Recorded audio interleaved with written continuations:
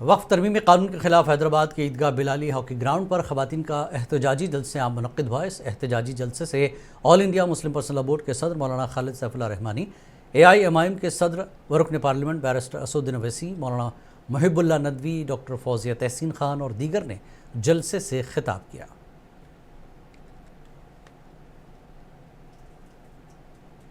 یہ قانون صرف بنایا گیا مستقبل کو سامنے رکھ کر۔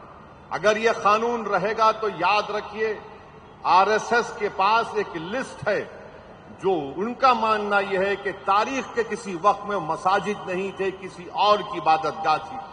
تو صرف ان کو کرنا یہ ہے کہ کلکٹر کے پاس جا کر ایک درخواست دینا ہے کہ یہ مسجد نہیں ہے، اور کلکٹر انکوائری آرڈر کرے گا۔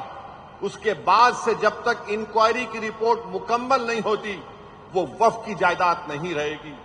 آپ سن کر کہہ رہے ہوں گے کیا بات کر رہے ہو، انکوائری پہ میں اپنی مسجد کو کھو دوں گا؟ جی ہاں،